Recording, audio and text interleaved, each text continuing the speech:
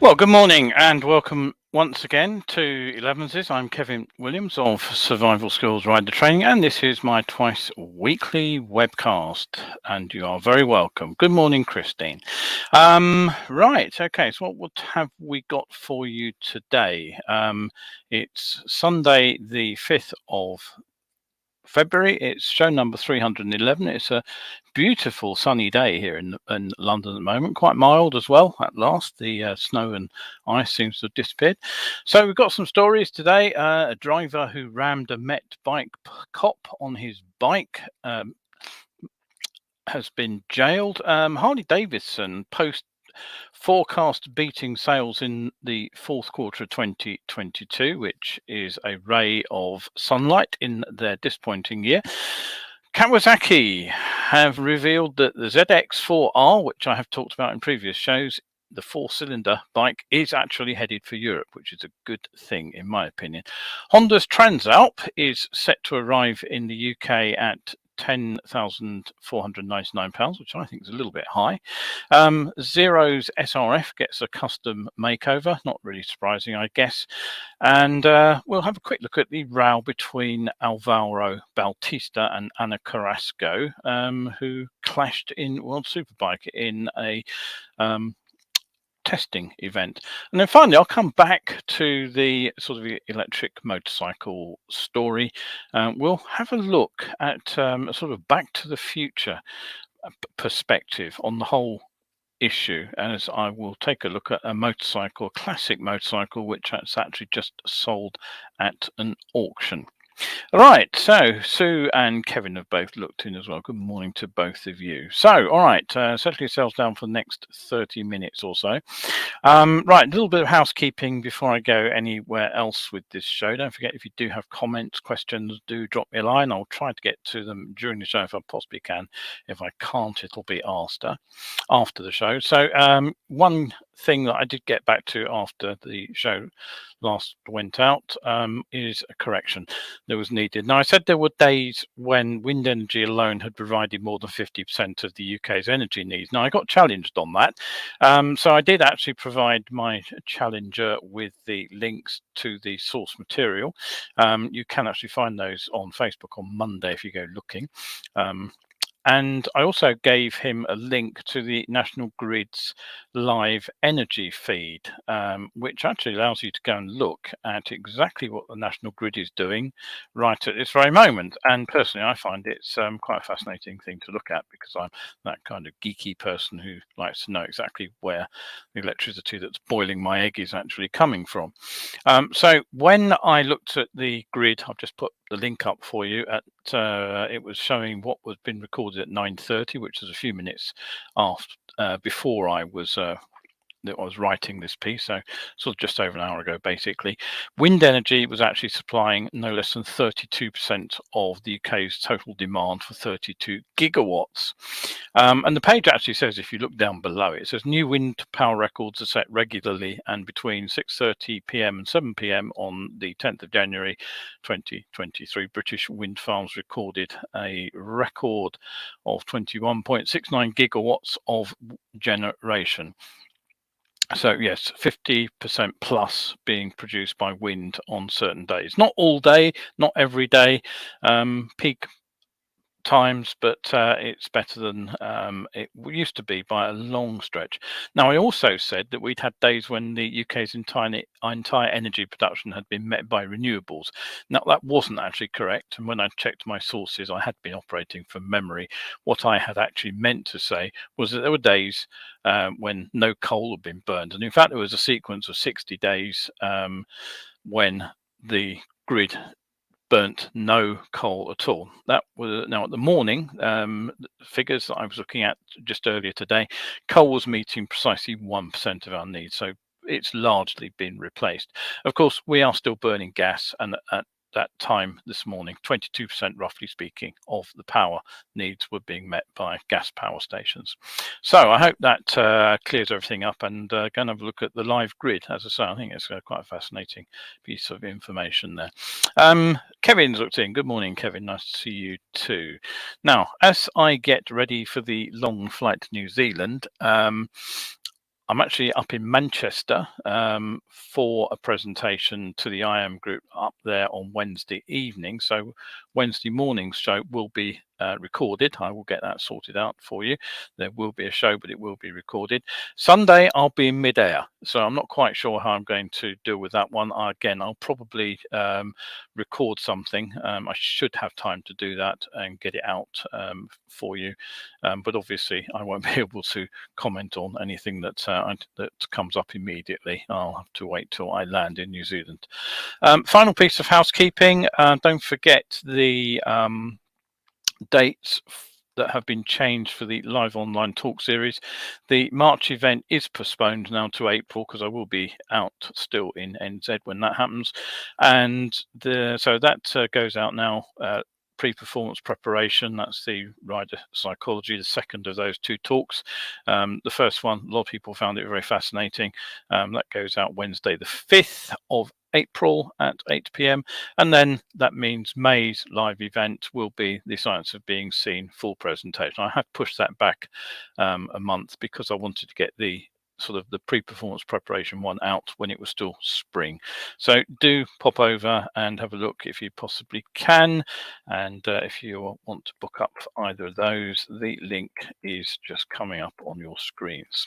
Right, okay, so on with the news now. A driver who deliberately reversed into a police motorcyclist has been sentenced to 4 years in prison at Wood Green Crown Court earlier this week. The driver was stopped for suspicious behaviour as he was driving. The incident happened on July the 1st last year. Joseph Ward, aged 24, he was being spoken to by Inspector Tony McGovern through his driver's side window, and the inspector was telling him to turn his engine off when Joseph Ward first drove forward and then reversed at speed into the bike, knocking both to the ground. Inspector McGovern was actually taken to hospital with leg, shoulder and back injuries, from which he said to be still recovering. Ward, from Royston in Hertfordshire, was arrested later that month. Investigators actually linked him to two other incidents, a collision in July 2022, and then the following day he caused damage to two police cars when he failed to stop for them. Now, there's actually a video of the incident. Should you want to go over to Twitter and watch it, you can see the whole thing develop and the outcome. So, all right, are Harley-Davidson back? Now, it's been something of a roller coaster ride for the Milwaukee-based manufacturer over the last few years. There have been internal shuffles of key personnel at the very top, last-minute cancellations of new models, and a shrinking model line. Now, not least, sales have been faltering. On February the 2nd, though, Harley-Davidson announced the full 2022 financial results, and that specifically the fourth quarter results are worth looking at. So how did the year actually pan out for the company? Well, excluding Harley's Livewire spin-off, which is now separately reported, over the course of 2022, global sales of Harley-Davidson motorcycles actually fell by 8% over the figures from 2021. That was partly triggered by a whopping fall of 12% in the North American market, which of course is the biggest by far for Harley. They sold just 117,000 new bikes, as against nearly 134,000 in 2021. That was the main downturn. Stronger sales in the Asia Pacific region, where Harley sold 27,900 bikes in 2022, which is up 22% over the 25,000 sold in 2021. Couldn't reverse that. But maybe Harley have turned a corner as the company plans its 120th anniversary. The latest financial report indicates that the US bike builder shipped more motorcycles with their raised margins. They put their prices up basically to offset rising costs in the fourth quarter of 2022, producing what were described as forecast beating figures. So the fourth quarter of 2022 saw Harley ship, rather than sell, admittedly, 34,000 motorcycles, which is up 18% over the 28,900 produced in 2021 fourth quarter. So basically, that meant that overall, in the year, more than 193,000 bikes were actually shipped, which is up on the 188,000 produced over the course of 2021. So that's good news. Total revenue at the motorcycle company rose by 12% to 1.14 billion in the 3 months to December 31, and the net income jumped by 94%, 42 million, and that predictably made the stock market very happy. The company's share price promptly rose over 10% on the New York Stock Exchange. Chairman and CEO Jochen Zeitz, he described the fourth quarter as a strong finish to the year. Now, of course, with the official spin-off of Livewire earlier in the year, the electric manufacturers' figures are reported separately to Harley's ICE bikes. So in the fourth quarter of 2022, a disappointing total of 69 units were actually shipped. That was 63% lower than in the fourth quarter of 2021. But if you look at the year end results, very different story is told. Overall, Livewire shipped 597 units through the course of 2022, which is up 30% on 2021. Revenue was also up by 31%, and sales figures are unspecified. So this doesn't mean, of course, that Livewire is profitable, because at the moment it isn't. The spin-off reported operating losses right through 2022, which are being attributed to production development and talent investment costs. So presumably they are hiring. Harley believes the 2023 outlook is offering prospects of modest growth for ICE Harleys and an increase in the number of live wires which should be shipped. And they hope that will reduce the operating loss for the live wire division. But across the board, Harley predict a return to historically healthy profitability levels in the coming year.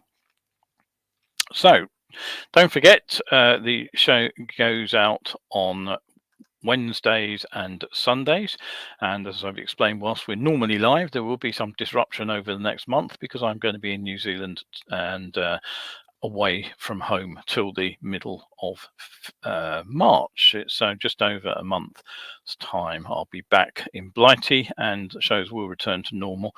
I'll do my best to keep the shows coming as I'm away, but I may not be live in front of you. Right, okay, so finally, some exciting new petrol engine bike news. Whilst I'm happy to see the new Honda 750 Twins, I have to say I was less than thrilled by the pair of 800s from Suzuki. I thought the GSX-S was particularly ugly. And they come in at a pretty premium price, basically, for what is yet another pair of twin-cylinder bikes. We've got rather a lot of them around at the moment. So over the last few years of 11s, though, I have covered the release of Kawasaki's 250 and 400 Ninjas, both four-cylinder machines, which pretty much hark back to the glory days of those classes, which really was from the 70s through the 80s and into the early 90s, before the whole 400 class disappeared, supplanted by the faster 600s. Now, when the pair went on sale in Japan and Indonesia, I thought it was probably a sign that they wouldn't turn up in Europe. Even leaked documents showed the 400 headed to Australia and North America. I really didn't think we'd be seeing this bike here in showrooms in Europe, but it appears I was wrong, and this is the bike in question, the Ninja 400, and it's now official that it's coming to Europe and the UK. Now, rather surprisingly, since the development of the 600 stopped dead thanks to the tougher Euro 5 emission regs, the four-cylinder ZX4R will arrive in 2024, a year after the Americans get to see the bike, and it does pass, obviously, the new emissions regs, and presumably, hopefully, will pass the next tranche of upgraded emissions regs too. Something that does make me wonder about all those years of lightweight aluminium frames, though, is that the ZX actually gets a steel trellis frame, which it shares with the 250, but the whole bike weighs in at just 188 kilos, which is a real lightweight. So what do you get for your money? Well, you get a 120/70 17 front tyre, 160/60/17 rear, which should help with rapid steering. Kawasaki claim brakes and suspension are high grade. I know there's Showa rear shock on it, not sure what the front is of, though. Base model gets optional quick shifter, but you get the now usual power modes, ABS, LED lighting, and even smartphone connectivity out of the box. And it does promise to give the bigger twins I've just talked about a serious run for their money. The ZX4R is claimed to manage 77 horsepower, 57 kilowatts, and that is a number that actually rises to 80 horsepower, 59 kilowatts, when the effect of ram air at speed is added in. And it will sound pretty awesome as the red line's north of 15,000 RPM.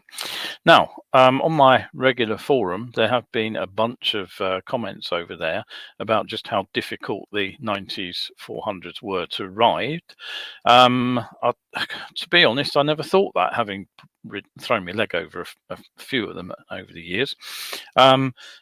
There were one or two which were a little bit difficult to take off. The FZR 400 SP, I seem to remember, that had sort of basically race gearing from the crate, so that was easy to stall. But once you got them rolling, it was just a matter of matching the gear to the road speed. You did have to play up and down the gearbox. You couldn't just shove it in one gear and forget about it. But anyway, I quite enjoyed them, and as it happens, I've never really recovered from owning a series of 404 Hondas back in the 70s and 80s, which I absolutely loved. So I honestly think I could come to enjoy one of these modern Kawasaki's if I could actually fit myself on one. That could be a question these days, of course, getting a bit creaky as I get older. But I honestly, getting the most out of a bike like this is what brings me a big chunk of my motorcycling joy. I don't particularly enjoy riding big, powerful motorcycles because they don't engage me anything like. Somebody else asked, why build it now when there's an end of life for petrol engined ICEs in Europe? And it's also worth pointing out, increasingly, of course, that some of the other markets which have traditionally been prime outlets for small motorcycles, they also are looking towards end of life for ICEs, and I suspect the answer's in the timing. Rumours of the 400 have been circulating since at least the spring of 2021, and the 250 was news about that was leaked back in 2019. And since the 400 is based heavily on the 250, it's likely both engines were being developed at least a couple of years before 2019, and thus pre-COVID, and also pre the sudden shift in thinking towards electric power. So if you've designed and begun to put in production a bike that meets existing and likely future emission standards too, then you might as well build it for as long as you can, distribute it to as many markets where you think you can make a profit as you can. And even if you only sell a dozen bikes, if it's a profit, that's a profit, I guess. I just hope that means that Kawasaki can keep the bike affordable, because I really think it could be a bit of a fun antidote to the unusable 150 horsepower monsters that dominate our thinking right now.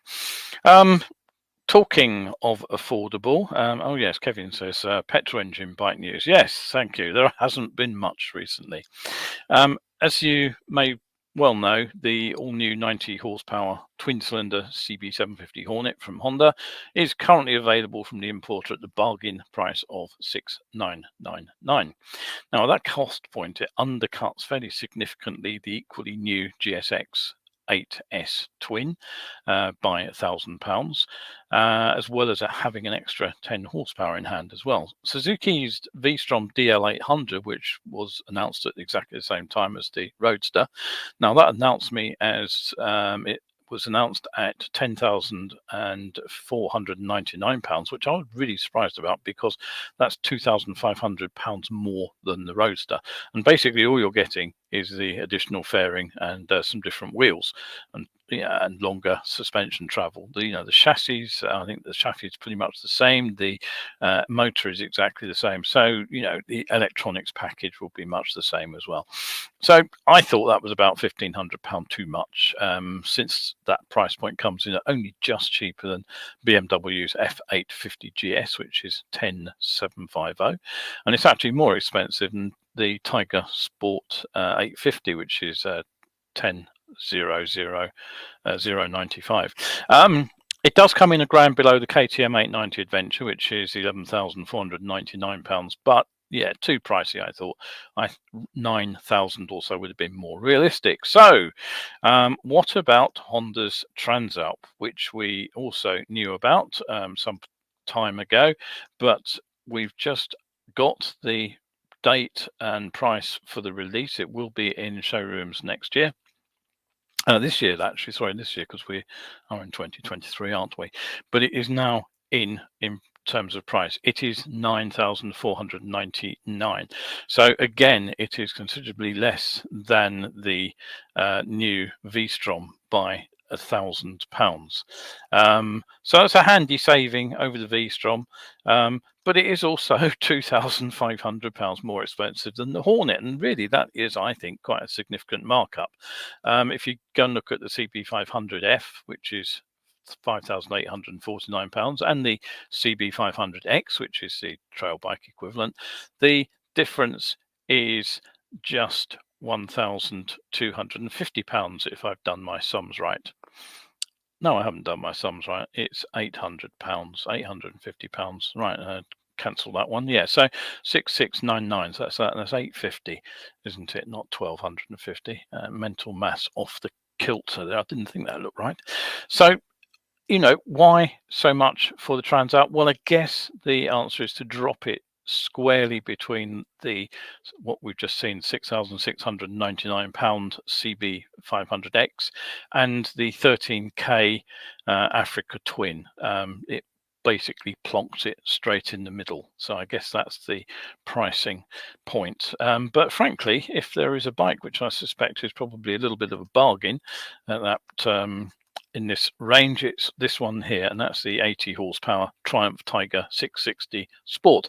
It's starting to look like a real bargain at a smidge under £9,000. Yes, the Transalp has the extra 10 horsepower, but the Triumph gets one extra cylinder, and you get that unique triple engine. So if that manages to be reliable, that could be an interesting motorcycle. Right, okay, moving on from petrol to electric. It had to happen with more and more motorcycles attracting attention from electric manufacturers. Could the custom shops be far behind? And of course the answer is no. Somebody had to take a electric motorcycle and turn it into something fairly hideous. Why can't I get the picture to change? There it is. I've done it at last. So have a look at that. Sort of the donor model, as it were, is a Zero, and this is the work of one Hugo Eccles, who has apparently worked for the likes of Nike, Tag Heuer, Ford and LG as an industrial designer. He's British born, but now he creates custom bikes under the brand name Untitled Motorcycles, and this is his UMC 036 XP 0. That is a particularly catchy name, and it's won 17 international design awards. And it's one of those who exactly awards them. I'd be very interested to know. Now look closely, as I said, and you'll spot the remains of an SRF 0. The bike is said to retain all the qualities of the original one, including the 82 kilowatt motor and the 15.2 kilowatt hour battery pack, whilst being very different in look and feel thanks to CNC machined aerospace grade aluminium fork brackets, custom machined polymer panels, an ultra futuristic tail section, and Moto Box custom LED lights. Make of that what you will. The interesting thing there, of course, is that the storage box that the Zero had, where the petrol tank would have been, is now empty space. Pricing's based on a custom built to order basis, so I suspect that if you have to ask, you probably can't afford it. And that seat, I suspect that offers a very different feel indeed. It looks a bit like sitting on a sawhorse to me, and I think you'll have a sore bum after any kind of miles on it. Right, okay, so Kevin says, blind craftsman working in a dark alley. Hallam says, hideous is right. At least the bars are not stupidly low. Yeah, I don't particularly like the low bars that seem to be de rigueur for a lot of custom bikes at the moment. Now, anything else I was going to say? Don't forget, if you do want to support any of my shows, you can pop over to my coffee page at Survival Skills there, and any coffees you buy me are gratefully received. And of course, you can also catch up on my YouTube channel, Survival Skills UK, with any shows that you might have missed. So do pop over there and have a look at the old shows if you want to. And over at Coffee, you'll open up access to 900 plus better biking articles over there. Right, okay, where are we? One of the changes that happened years ago in MotoGP was to separate different classes of machinery during practice for an event in order to minimize the speed differentials between the different machines. So I was actually fairly amazed to discover that different classes of bikes were on track at the same time during testing ahead of the 2023 World Superbike season. Now, it seems that Alvaro Bautista, he's the former Grand Prix rider, he's also the current World Superbike champion, he crashed on the second day of testing in Jerez in an incident that he put down to having to alter his line after finding himself closing rapidly on the rather slower moving Anna Carrasco, who is the former World SSP 300 champion, who was taking part in the test on a stock Yamaha R6. Now, Bautista duly lost the front of his Panigale V4R, and he said, I had Anna Carrasco in front in the middle of the straight, and on braking, I was approaching her too fast. I had to straighten the bike. I entered the dirty part of the corner and lost the front wheel. Now, Carrasco was reportedly lapping 10 seconds a lap slower, and he's reported as implying that Carrasco was too slow to ride with World Superbike riders and that she should ride with amateurs instead. Now, not surprisingly, this brought a fairly chilly response from the first ever world champion, who is a female, and Carrasco said that she knew he was coming from the pit board times and that Bautista's comments were directed at her due to being a woman, and that in turn brought out other riders taking sides and ending up arguing with each other on social media, including a rather unseemly spat developing between British riders Scott Redding and Tom Sykes. Now, a more balanced opinion actually came from ex-GP rider and long-time commentator Keith Hewen, who said on Crash.net that he felt Bautista was more at fault. He said, Alvaro Bautista is a MotoGP caliber rider at the end of the day, and a good one. He's been through the ranks, and him approaching a slower motorcycle, he ought to know better to start with. Forget about the riders. It's a bit like Alvaro is speaking as if it's a track day where you have a fast group, a slow group, and an intermediate group. This isn't the case because it's a test and everybody is out testing. Hewen also felt that Carrasco deserved more respect than was shown to her, and he said where this non-story has become such a big thing is because they both blasted off in public, which they should never have done. Anna Carrasco is a world champion. You could argue that Supersport 300 is not MotoGP standard or World Superbike standard, but it is a world championship that a woman won for the first time ever. She therefore deserved a little bit more respect than being called an amateur. I will say that straight away. I think it's a 70-30 thing. 70 Alvaro, 70% in the wrong for me. But one thing that Keith Hewen did actually say was that in his opinion, there shouldn't be bikes out on track with such a disparity in performance. And he said, that's the underlying thing for me. If you're going to have a test session, you need to split it up into half-hour sessions. You have World Superbike, and then anything else goes out in another session, sorts it all out. Shouldn't be put at risk like that, but Alvaro should have kept his mouth shut. And my mind immediately went back, as did some other people's actually, 40 years to Barry Sheen's flat-out crash in practice for the 1982 Silverstone Grand Prix, when mixed classes were still allowed on track.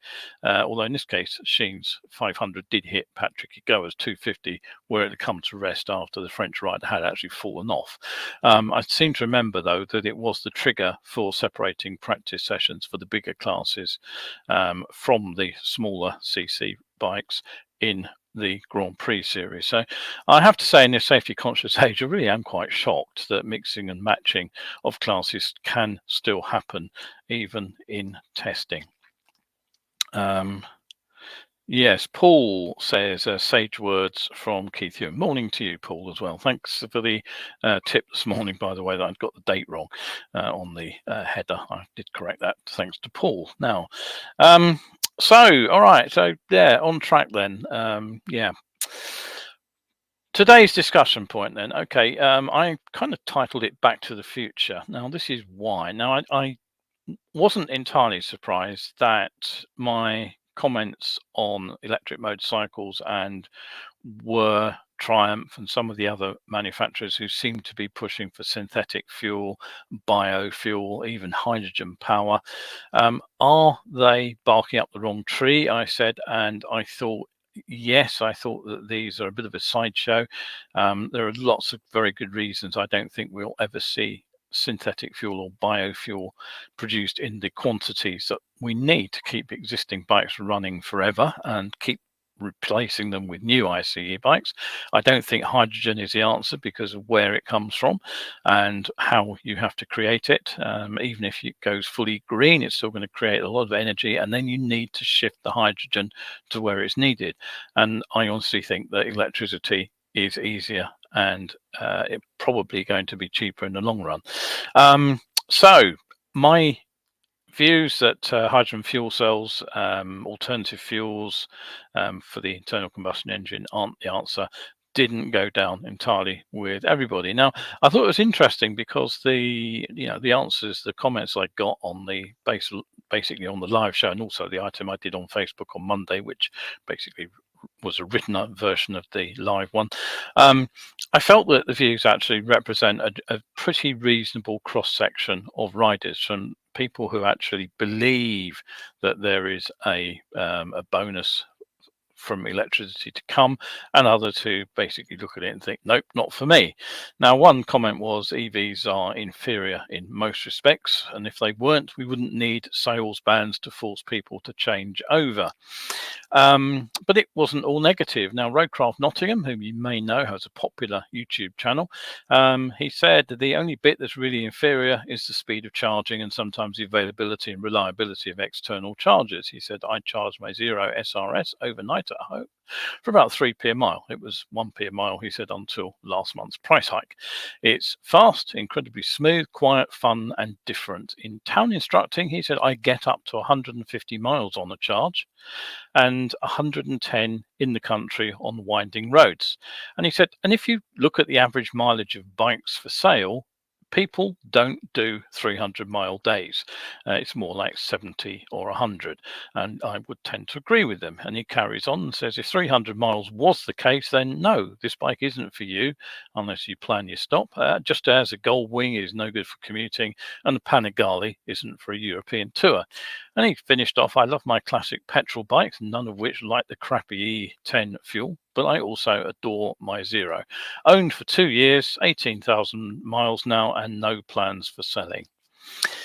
So there we go. There is a user review of a bike, and a bike which is used 2 years, 9,000 miles a year. That's fairly serious mileage, and it's used, as I said, for instructing, which is the same thing that obviously I use my bikes for.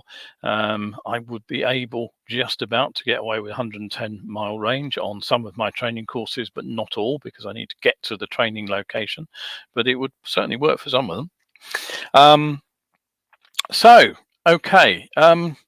But something I've pointed out many, many times before, and people still seem to have difficulty actually accepting, is that really EVs are at the beginning of their development cycle and they don't have decades of research behind them, as someone claimed. Now, yes, there have been electrically propelled vehicles around, since the humble lead acid powered milk float.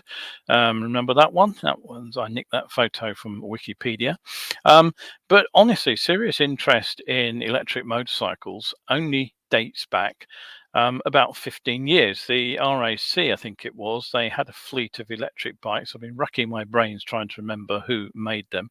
Vectrix, it might have been. But they found in London that even just riding in the city, that those batteries only lasted half a day before needing a recharge. We've come on a long way since then. So as the user report from Roadcraft Nottingham actually says, progress has been made. And this is the way of things. The ICE electric motorcycle has more than a century of development behind it, closer, in fact, to 130 years. Now, take a look at this. That is possibly the earliest petrol-powered motorcycle still in existence. It went up for auction earlier this month. It actually fetched €195,000 in Paris, and it's a 1894 Hildebrand Wolfmüller. It's the first vehicle that ever got called a Motorrad, which is, as you probably know, German for motorcycle. Now, the fascinating detail is that this machine actually bridged the design leap from steam power to gasoline power. The story is that the designers behind this motorcycle actually started with steam, but eventually came up with a petrol-powered two-stroke design. So this production machine was actually water-cooled. It was a four-stroke. It was a parallel twin. And it must have been a fairly breathtaking machine at the time. It had a displacement of no less than 1,489 cc's, and it made 2.5 brake horsepower at 2,000, no, not even 1,000, 240 RPM. And it resulted in a machine that could just about chug its way to 30 miles per hour. So very much like a restricted moped would do at the moment. But the thing is, this was incredibly progressive at its time. Now, of course, it seems laughably hopeless. And this is my point when people poke fun at electric motorcycles for only doing 120 miles, only managing 100 miles before they run out of juice, or taking half a day to recharge. Things will change. When we have another 100 years of development, we probably wouldn't even recognize what we would be looking at were we around at that point in time. And no doubt there will be people sitting there in 100 years' time looking back at the motorcycles that we ride, electric powered bikes at the moment, and think, yes, that was pretty primitive, wasn't it? But if there's one plus, what we do have in terms of electric bikes on the market right now are probably more reliable than this antique. The company actually went bust a couple of years after they built this particular machine. Due to a court case, they were sued for the lack of reliability of the bike. They ran out of cash basically and went out of production. Yeah, Kevin, Kevin, I agree with you. 200 miles. He says it's easily achieved, so an electric vehicle is not for you. Yeah, I don't disagree. If you want to ride 200 miles, an EV does make life more tricky, but you can recharge in the middle. If you could go in and have lunch for an hour and you came out and you put some more juice into your zero, you could achieve your 200 miles. You just couldn't do it in one hit at the moment. They do top up fairly fast on the fast charger. As I said, go check the specs. They're out there. And we are really are at the beginning of the development cycle, and that is the point I want to make by showing you that photograph there. So that is it for another show. Thank you once again for looking in. Thank you for all your comments, whether you agree with me or whether you disagree with me. I'm quite happy to debate everything as long as we keep it logical and polite. That's fine by me. You can even tell me I'm talking rubbish if you want to, as long as you do it politely. Anything else to say? Just a quick reminder, next show will be recorded because I'll be in Manchester for a presentation. Show after that, Sunday, I will knock something together, but I will be in midair. And after that, I will try to keep the shows coming, but how I manage it, I'll be in New Zealand for 30 odd days. So it will be play it as I see it. So keep coming back, keep looking in, and thank you once again for your support over the last few years. It's been much appreciated. It's nice to get back to doing something approaching normal again. So from me, that is it. Kevin Williams, I'm off. Enjoy the rest of your day. Thank you once again. And if you are out there on the bike, Kevin says a few minutes ago that he was off, do stay shiny side up.